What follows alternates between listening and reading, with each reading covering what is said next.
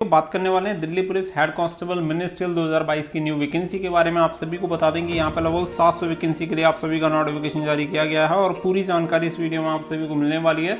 Complete आपको selection procedure के बारे में बताने वाला हूँ, साथ ही में ये बताने वाला हूँ कि कौन कौन इसके लिए अप्लाई कर सकता है, एलिजिबिलिटी क्राइटेरिया क्या होना चाहिए, कब से आपकी एज काउंट की जाएगी, पूरी चीजें आप सभी को इस वीडियो में मिलने वाली हैं। तो वीडियो को अंत तक जरूर देखें ताकि आप सभी को पूरी जानकारी मिल पाए। वीडियो पसंद आए तो वीडियो को लाइक शेयर करके चैनल को सब्सक्राइब कर लें ताकि इन फ्यूचर आने वाली हर एक अपडेट रेगुलर आप सभी को सबसे पहले मिलती रहे। तो यहाँ पे आप सभी को बता दें कि यहाँ पे देख सकते हैं 2/5/2022 को इस नोटिस को जारी किया गया था और आप सभी को बता दें कि जो वैकेंसी होंगी स्टाफ सिलेक्शन कमीशन की तरफ से निकाली जाएंगी, जो कि Delhi police head constable ministerial की ये वैकेंसी रहेंगी। जैसा कि यहाँ पे आप देख सकते हैं 2022 के लिए आप सभी को बता दें कि इससे पहली जो भर्ती थी उसे अचानक से रद्द कर दिया गया था, जो कि 554 पदों पर भर्ती निकाली गई थी। तो उस भर्ती को रद्द कर दिया गया था। तो उसके जो कैंडिडेट हैं उनको भी काफ़ी डाउट है कि हमारा क्या होगा, हमें एज में रिलैक्सेशन मिलेगा या नहीं मिलेगा, तो उनको भी यहाँ पे बताने वाला हूँ। तो साथ ही में आप सभी को बता दें कि यहाँ पे क्लियर कर दिया गया कि स्टाफ सिलेक्शन कमीशन की तरफ से ये जो वैकेंसी होंगी वो रिलीज की जाएंगी और इसका जो नोटिफिकेशन होगा 17/5/2022 को जारी कर दिया जाएगा और इसके ऑनलाइन एप्लीकेशन फॉर्म भी 17/5/2022 से जारी हो जाएंगे, चालू हो जाएंगे और 16/6/2022 तक इसके फॉर्म भरे जाएंगे। बाकी की अब आगे बात कर लेते हैं कि कौन कौन इसके लिए एलिजिबल रहेगा, पूरी चीजें आप सभी को कंप्लीट बता देते हैं। कांस्टेबल की तैयारी कर रहे हैं तो यहाँ पे बेस्ट ऑफ चक्षु पब्लिकेशन की आती है, इससे आप अपनी तैयारी को बहुत ही बेहतर तरीके से कर सकते हैं। लिंक आपको वीडियो के डिस्क्रिप्शन में दिया गया, वहां से जाके आप इसे परचेज कर सकते हैं।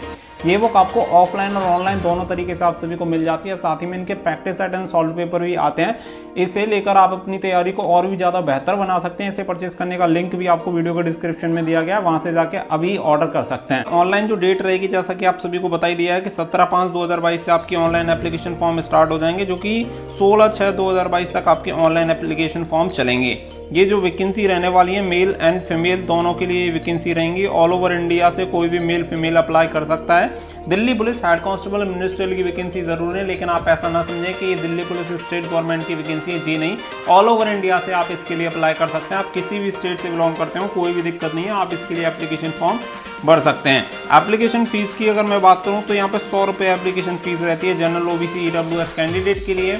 बाकी का अगर आप फीमेल से बिलोंग करते हैं या किसी रिजर्व कैटेगरी से बिलोंग करते हैं जैसे SC ST PWD या एक्स सर्विसमैन, तो आपको कोई भी फीस पे नहीं करनी होती है, उसकी फीस एकदम निल रहती है। अब इसके अलावा अगर हम बात करें कि वैकेंसी कितनी रहेंगी तो अप्रोक्स यहाँ पे 700 आपकी वैकेंसी इस बार रहने वाली है, क्योंकि लास्ट बार आपकी 554 वैकेंसी थी।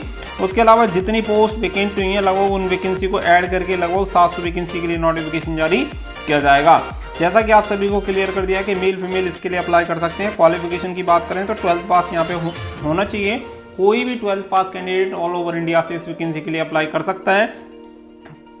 साथ ही में एक अलग से क्वालिफिकेशन मांगी जाती है, वो होती है आपका टाइपिंग। टाइपिंग की नॉलेज आपको होनी चाहिए, क्योंकि आप सभी को बता दें क्योंकि यहाँ पे टाइपिंग टेस्ट करवाया जाता है। इसके लिए कोई भी आपको सर्टिफिकेट या डॉक्यूमेंट्स की आपको जरूरत नहीं है, केवल आपको टाइपिंग जो होती है वो आपको क्वालिफाई करनी है। अगर आप टाइपिंग को क्वालिफाई कर देते हो तो बस आपका काम हो जाएगा, आपको इसकी सर्टिफिकेट की जरूरत नहीं होती। देखिए यहाँ पे बात करें एज क्राइटेरिया की तो 18 से 25 साल आपकी एज होनी चाहिए और एज जो आपकी काउंट की जाएगी 1/7/2022 को एज काउंट की जाएगी। इसकी साथ ही मैं आप सभी को बता दूं इससे लास्ट वाली जो भर्ती थी जिसके लिए कैंडिडेट ने अप्लाई कर रखा था वो ओल्ड लॉगिन ही यहाँ पे कर पाएंगे। जो पुरानी डिटेल थी उसे फिल करके वो एप्लीकेशन फॉर्म भर सकते हैं और ऐसी मुझे पूरी उम्मीद है कि उन सभी कैंडिडेट को मौका दिया जाएगा यहाँ पे फॉर्म भरने का। अब साथ ही में यहाँ पे बात कर लेते हैं कि जो आपकी भर्ती होती है वो टोटल यहाँ पे 5 स्टेज आपकी होती हैं। पहली जो स्टेज होती है वो होती है आपका CVT एग्जाम। सेकंड जो स्टेज आपकी होती है वो होता है आपका फिजिकल इसमें कंडक्ट करवाया जाता है और आपका PST and PET जो होता है इसी के अंडर होता है। अब नंबर 3 पे जो बात आती है वो आती है टाइपिंग। जो कैंडिडेट क्वालिफाई होते हैं उन्हें टाइपिंग के लिए बुलाया जाता है। नंबर 4 पे जो होता है वो होता है कंप्यूटर का टेस्ट, जिसमें आपसे कंप्यूटर की नॉलेज आपकी चेक की जाती है। नंबर 5 पे लास्ट में जो आता है वो आता है मेडिकल, एंड मेडिकल के बाद आपकी फाइनल मेरिट लिस्ट लगा दी जाती है।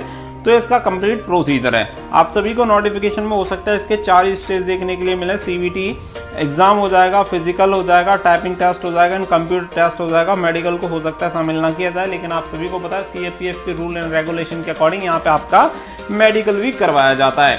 अब यहाँ पे फर्स्ट नंबर पे जो बात आती है वो आती है कि CVT का जो एग्जाम होता है उसमें क्या क्या पूछा जाता है। तो आप सभी को बता दें टोटल जो सेक्शन होते हैं 5 सेक्शन होते हैं। पहला जो सेक्शन होता है वो होता है GA जनरल अवेयरनेस, जिसके 20 क्वेश्चन आपसे पूछे जाते हैं और उसके आगे जो होता है वो होता है आपका मैथ, जिसके 20 क्वेश्चन आपसे पूछे जाते हैं। फिर आपका होता है रीजनिंग के आपसे 20 क्वेश्चन पूछे जाते हैं, 25। उसके बाद जो आपका होता है वो होता है इंग्लिश के भी आपसे 25 क्वेश्चन पूछे जाते हैं। और लास्ट जो सेक्शन होता है वो होता है आपका कंप्यूटर, तो कंप्यूटर में भी आपसे 10 क्वेश्चन पूछे जाते हैं। इस तरीके से टोटल अगर हम बात करें तो नंबर ऑफ क्वेश्चन हो जाते हैं 100, जिसके लिए 100 मार्क्स आपको दिए जाते हैं।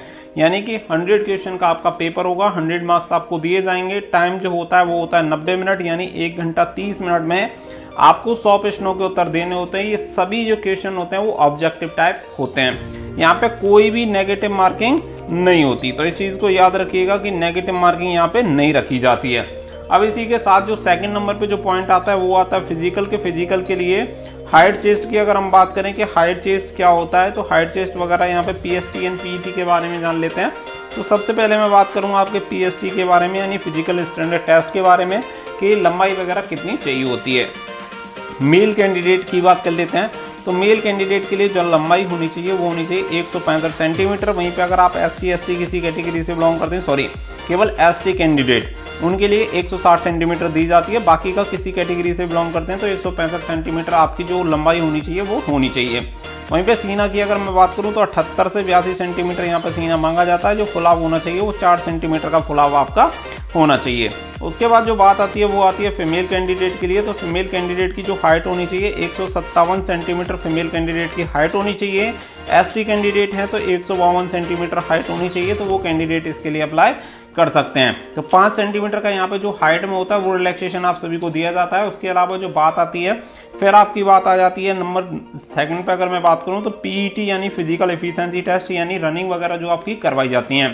टोटल 3 इवेंट आपके होते हैं। एक तो होती है रनिंग, नंबर सेकंड होती है आपकी long jump, and number third आपकी होती है हाई जंप। तो ये 3 स्टेप आपके होते हैं फिजिकल में। अब पहली अगर मैं बात करूं तो यहाँ पे मैं अप टू आपको बता देता हूं, क्योंकि यहाँ पे एज के अकॉर्डिंग आपकी रनिंग होती है। सबसे पहले मैं यहाँ पे बात करूंगा मेल कैंडिडेट के लिए।